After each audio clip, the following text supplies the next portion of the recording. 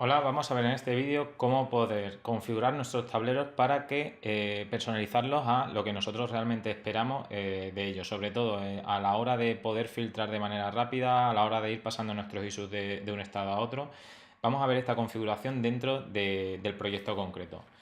En el vídeo anterior ya hemos creado un proyecto, por tanto ahora si nos vamos a Project, vamos a ver que nos aparece justo el proyecto que hemos generado y además de la persona a la que se ha asociado ese proyecto como líder. En este caso pues lo he creado con mi usuario. Pues aquí tenemos nuestro proyecto concreto. Si lo seleccionamos, ya vamos a acceder al proyecto con todos los paneles que hemos visto en vídeos anteriores. Aquí vemos tanto el backlog como todos los issues que tenemos. Ahora de momento todavía no tenemos ningún issue. Y si nos vamos a Active Sprints, ya tenemos aquí nuestro sprint activo con las diferentes columnas de nuestro tablero. Ahora lo que vamos a ver es cómo poder configurar todo este tablero. Si nos vamos aquí a Board Settings, vamos a ir revisando cada una de estas opciones. En primer lugar, en la pestaña General, aquí lo que tendremos pues, es la información general del tablero con, por ejemplo, los filtros por defecto, los filtros compartidos que tenemos, cómo nos está mostrando cada uno de los issues. Por ejemplo, aquí en Edit Filter Query está enfocado a los filtros por defectos que tenemos de manera general en nuestro tablero. Esto es simplemente la información del tablero como tal. Si nos vamos aquí a columnas, probablemente la parte más importante de configuración, lo que vemos son las diferentes columnas que vamos a tener en nuestro tablero configuradas. Y aquí los estados del workflow de nuestro proyecto. Comentar que aunque aquí tenga el mismo nombre, realmente no tiene por qué. Una cosa son las columnas de nuestro tablero y otra cosa son los estados por los que pueden ir pasando los issues. Lo que sí es importante es el mapeo, que es lo que se configura aquí, el mapeo entre la columna concreta del tablero y el estado de un issue.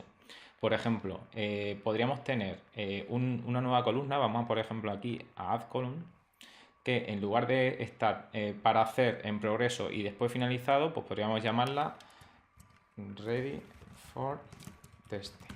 Es decir, una vez que está en progreso, si ya hemos finalizado pero todavía no lo hemos testeado, pues hemos creado una nueva columna.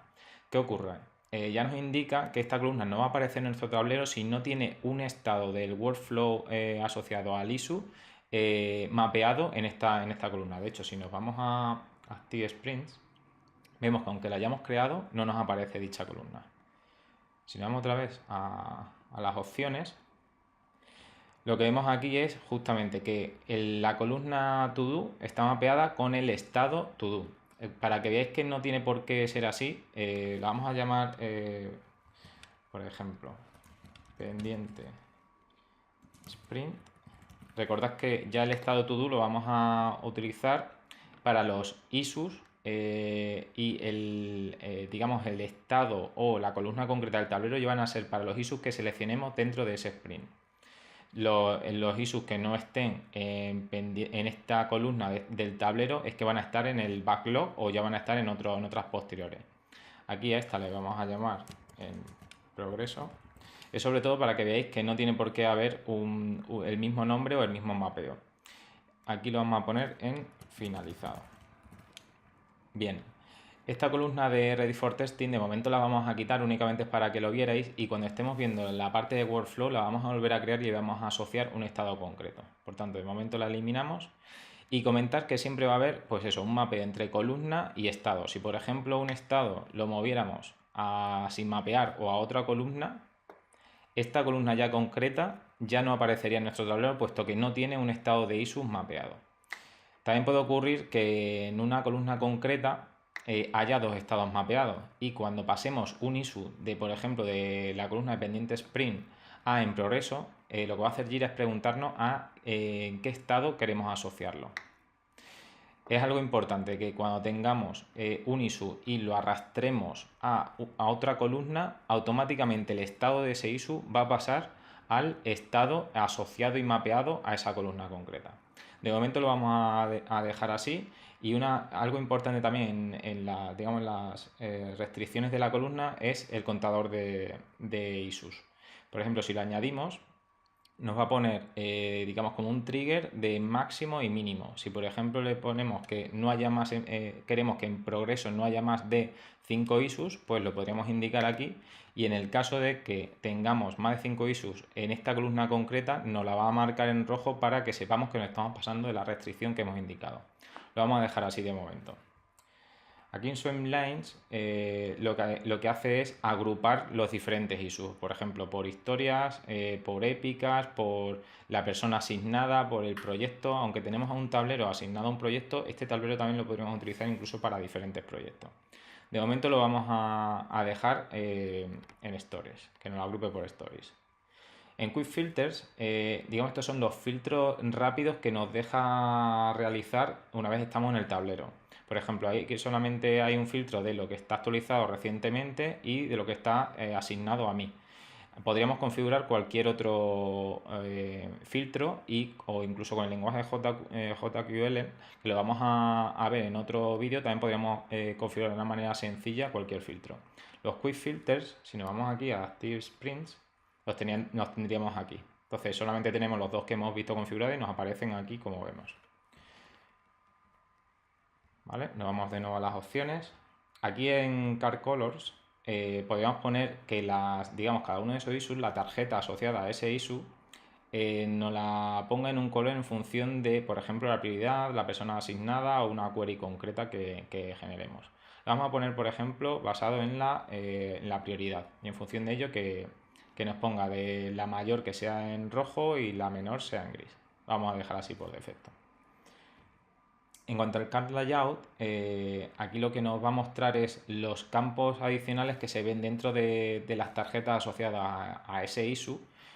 Por ejemplo, aquí nos va a aparecer la fecha de la primera respuesta. Le podríamos añadir, pues, por ejemplo, el creador o la descripción o el riesgo o la persona asignada. Venga, vamos a asignar vamos a tomar la persona asignada a esa issue y le vamos a añadir. Ya todas las tarjetas que tengamos en el backlog nos va a aparecer también la persona asignada. En lugar de hacerlo en el backlog, lo podríamos hacer en el sprint activo, que tendría más sentido. Vale, pues lo vamos a poner aquí. Si nos vamos a la parte de estimación, esto es el esfuerzo que ha estimado el Development Team para ese issue concreto. Es decir, recordad que los Product Backlog Items, solamente el Development Team es el que puede estimar el esfuerzo que conlleva. La estimación se puede hacer por puntos de historia o por el tiempo real o por el contador de issue. Yo recomiendo que a mí me gusta personalmente hacerlo por el tiempo como tal en lugar de los story points.